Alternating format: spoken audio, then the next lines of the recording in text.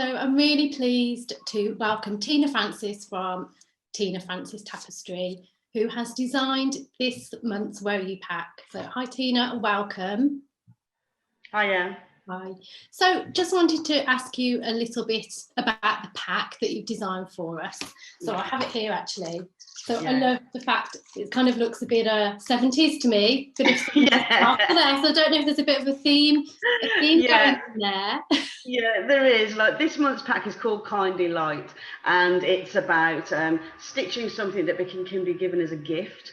And it's also about stitching something maybe that's new. It's Bargello, and Bargello was really in the ascendancy in the end of the 60s, beginning and middle of the 70s and things. And that's really where I'm from, because I grew up in the 70s. So all of these different colours, turquoises, browns and things like that, they're the things that, the colours really that inform my kit business practice. So, and the purple on the outside and everything is just so that it's something a little bit different that you can think, okay, well, I can use that purple pack then to hand it on as a gift. So yeah, it's quite exciting, really. Oh, it's lovely. It really, it's really sparkly and really kind of cheered me up when I saw together. I thought, oh wow, that just looks really amazing. So thank you for designing the pack. Yeah. So you say that it's Bargello. Can you tell me a little bit more about that? I know it's got quite a big history to it. Yeah, there is. Wow. Yes, I think some people would know it as like Florentine work as well. Yeah. And so there's quite, there's sort of people saying, well, where did it come from? And some people, it's also the same as like a Hungarian long stitch as well. And so some people say that a Hungarian princess went to Italy and started doing that work, and then it was claimed as Bargello work. But, I think that's the thing with all different types of stitches. There's lots of history with everything, isn't there? And you can look deep or you can look surface as well. And I have written a book on Bargello called Modern Bargello, and that came out last year in June. It's published by Search Press, and they are like the main craft publishers, really. And so I think we were talking a little bit before we started recording. It's quite a big thing to write a book if you are more of a maths or pictorial person, which is what I am really. So it was really great to have people helping me with the spelling and with the grammar and all of that. And because I create kits anyway, that's part of my practice is creating kits. I know how a kit goes together. So it's really great with WOYU, where you've got the kit with the static images that I've sent over, but also you've got like the video as well. And so you can look at both different ways, because people learn in different ways. And some people really love reading. I mean, I love reading, but I'm not very good at the spelling. So I love like a recipe book or something like that, where there's process.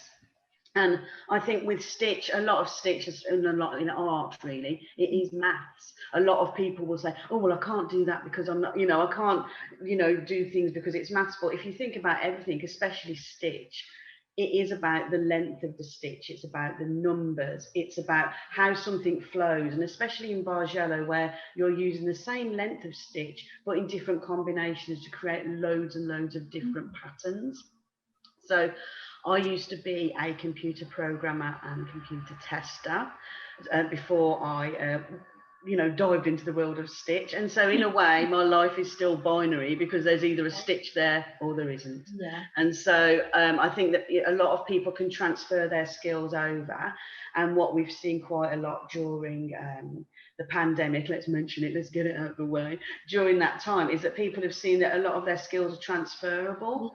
And especially in craft with a big C. I first got into it because I was making things that people couldn't hold, but I was still a maker. And so the great thing about a computer program, the best computer programs are ones that you don't even know you're using.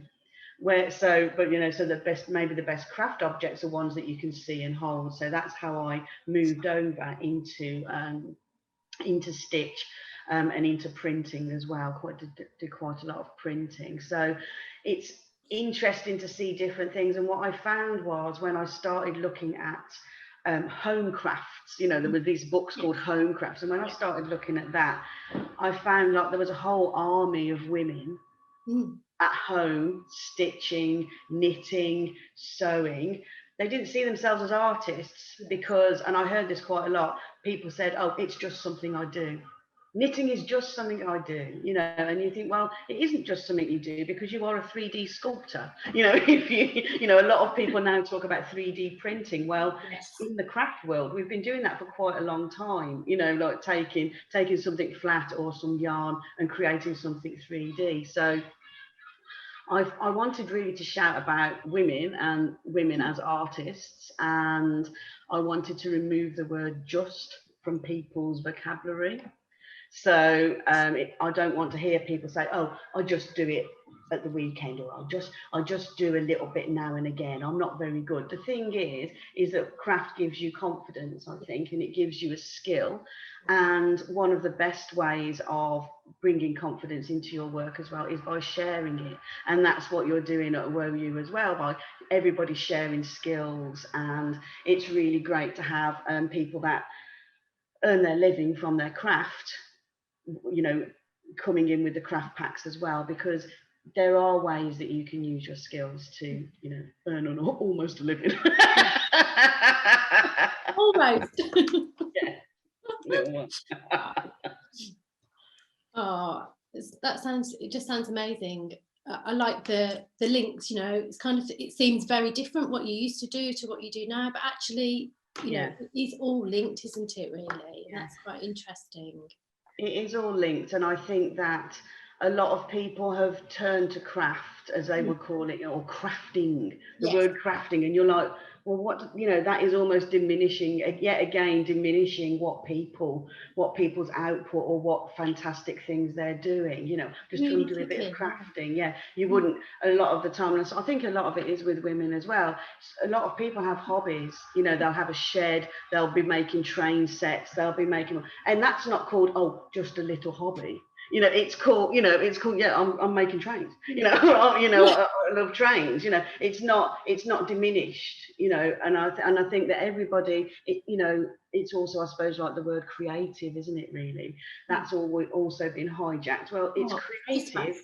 I know, it's creative to decide what pair of socks you're wearing in the morning. It's creative to say, I'm going to walk the kids to school this way instead of that way. That's all creative. You know, it's not a word that, you know, you have to attain. We are creative ourselves anyway. Yeah. So, I totally agree. Oh, yeah. Thanks for that, Tina.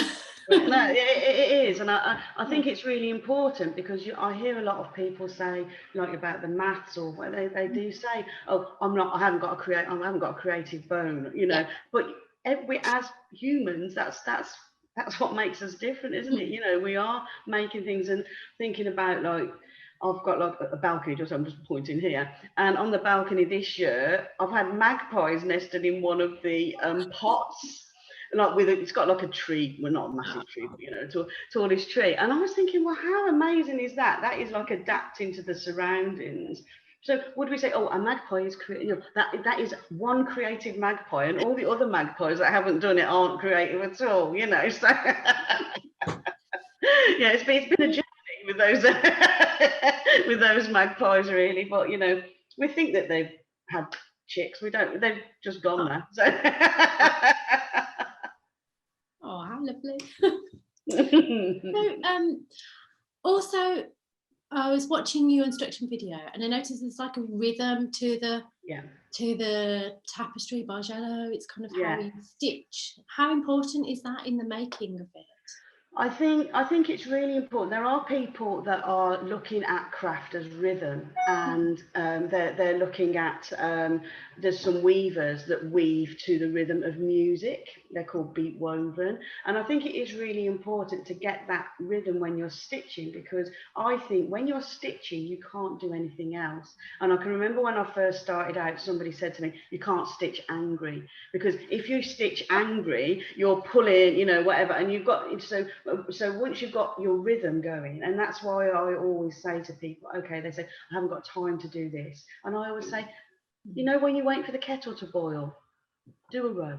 you know, 2 minutes of yourself, you know, just 2 minutes of yourself and your own time. And with Bargello, once you've got that foundation row, the first row that you've stitched, then you're stitching up to that row anyway. So it's quite good to sort of get a rhythm going really and see. And I think I've done quite a lot of different commissions in the past, and a lot of my work is exhibited in galleries, and it's quite interesting. I can look at a piece of work and I know the music that I was listening to, or I know the talking book that I was listening to, because that is in your head as much as the work that you're doing. So sometimes I will, you know, I will stitch in complete silence, if you like, but other times I really like a talking book. And if I'm in my workshop on my own, I like a little talking book going on. But you can look at a piece of work and remember it. And that's the same with everybody, isn't it? If you take a photograph, or if you've got like a favorite cardigan or something like that, you can look at that, and then that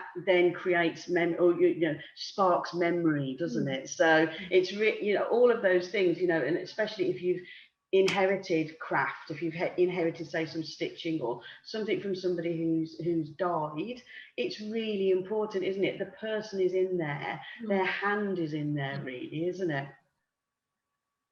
Definitely. I think you can, especially you can see that person in every kind of stitch, can't you? Because somebody physically made all of those elements that make up the piece, the kind of different pieces that you create. Because you've got like the surface, haven't you? And I can't remember whereabouts it is. It's some part of Birmingham City University, the Sprawl, or University of Birmingham. They've got a in the war, it was a recovery hospital, and so quite a lot of soldiers came to recover, or you know, during the war, and what they got people to do was stitch, and so they stitched pieces, you know, stitched on this tablecloth, and they were stitching white on white.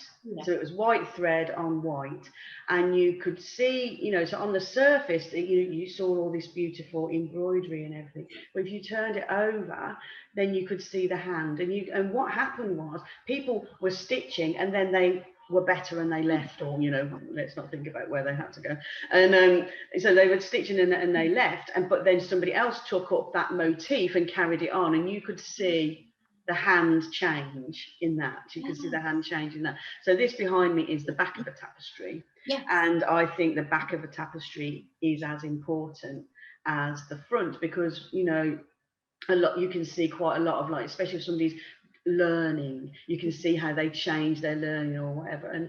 And because I'm self-taught, I only do one stitch at a time. I'm not somebody that can go at it, you know, go at things really quickly, and I admire people that can. But for me, like, going back to the rhythm of what you're saying, it's like each stitch is a thing. And working in, I've got a CIC called Woolly Mammoth Stitch Works. And what we do in Woolly Mammoth Stitch Works is we take a small motif, and we've done bees in the past or something. We take a small motif and everybody stitches that motif. So it might be, I think the bee project was 1,000 people. I've done a project which is 300 people, and they've all stitched an apple, but they've added their own information onto it and things like that. So everybody has stitched the same motif, like a multiple, like an Andy Warhol multiple, and then it becomes one large tapestry, and you can see difference, you know. So it might be young people that will stitch with it, or it might be elders, it may be, you know, people in between as well. So it's really important, I think, and what we say in Woolly Mammoth, which comes from the stitch side, is that nobody's work will be denied, if you know what I mean. Everybody's work will be included. Every stitch is important. So some people may only have been able to do a certain amount of stitching. Other people, it's quite interesting sometimes, if you see work in care homes, they are not necessarily seeing the whole shape, they're only seeing the colour, so they will only stitch the colours. But that's as important, because it's about a small bit being part of a larger thing, which we all are as people, really. Yeah, definitely. I think I stitched one of your bees for the bee project. Yeah, that was cute. They were cute. That was the first, I think that was the first thing that we did with me and Suzanne Carter together. And then we did Sturchley Baths, which is like a big mural with a palm tree. And then after those 2 projects, we decided that we would get together we became Woolly Mammoth. So Suzanne's skills are community outreach and building a community together.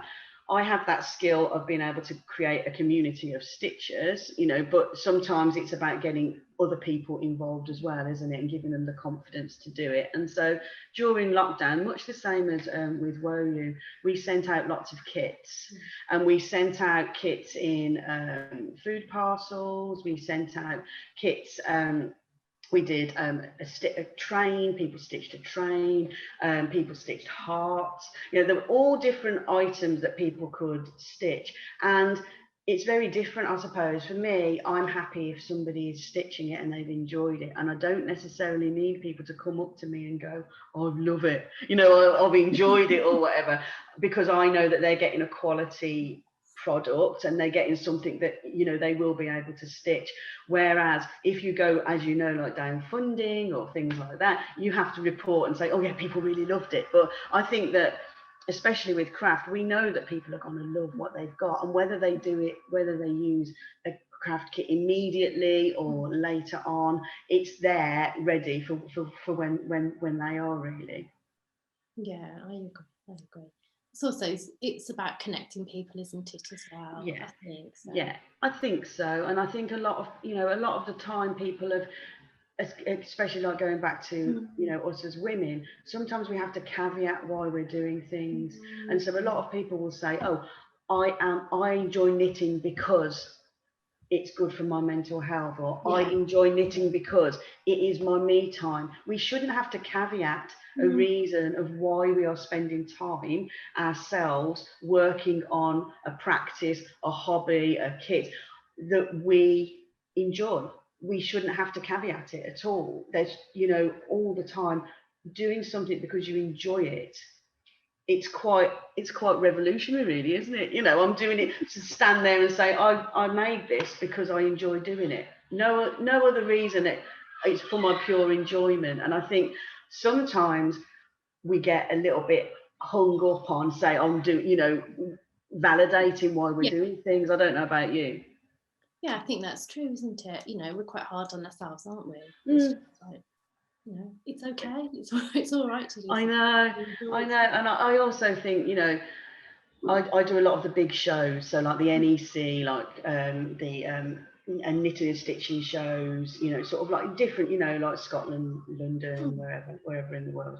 And it's interesting because you see the same people coming back and they love the kit or they love your work or whatever. And you know full well that they may have bought a couple of kits, but they haven't started them because they're waiting, you know, they're waiting for things to do. And I was part of Yarning the other week, and a lot of people, you know, that's all about, like, you know, independent dyeing yarn and things like that. And a lot of people will buy some yarn because they want that yarn, and you know, it's there at home, and they don't necessarily, well, they don't know what they're going to do with it. And why should you? You know, you can buy that yarn and say, do you know what, I am going to do something with it in the future, but it might not be now. And there's no, you know, there's no sort of harm really, I think, in keeping a few kits back and, you know, doing them in the winter, or, you know, at the moment it's very hot, isn't it? It's very hot.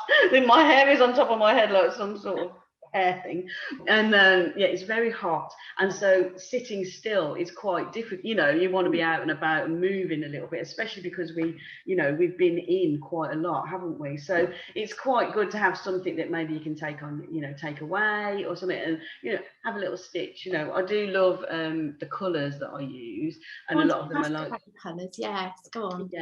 Yeah. So a lot of the colours that I use, I call them 1970s caravan, because they are very much based on my nan and granddad had a caravan, like a lot of people did. Everybody lived in, you know, in like the council houses and whatever, and a few people had a caravan. That was like their bit of land, you know, that their bit of land. And so they had a caravan down in Evesham, or Evesham, as we used to call it, when the whalebone was actually still a whalebone. And we used to go down there, and all of the colours are like the mustards, the browns, and so all of those colours are colours that really resonate with me. And I love lurex yarns as well, because I think that that brings a little bit of fun, and it also means that you can see that you can stitch with any yarn, really. You can stitch with yarn, or you can stitch with silks. And so long as you don't go really pull the canvas, we're using plastic canvas in this kit, which is better to start out. But so long as you don't pull really hard, you will be able to create something really beautiful with wools that you've got knocking around at home, really. So I think it's great to use what you've already got. So I do a lot of patterns that are called Use Your Stash, and they use 10 meters of every color of different colors of wool. And it doesn't matter what colors you use, because I've already done the working out of where the colors should go. It doesn't matter what colors you use, because a lot of the colors that you will have at home, whether you've got yarns or threads, they will be colors that you love. Yeah. So it will all go together anyway. You know, follow a pattern of any description using the colors that you love, and it will be fantastic. Oh, amazing. Oh, thank you so much for talking to me about Bargello and all of the other things that you do and make as well. Thank you. Yeah.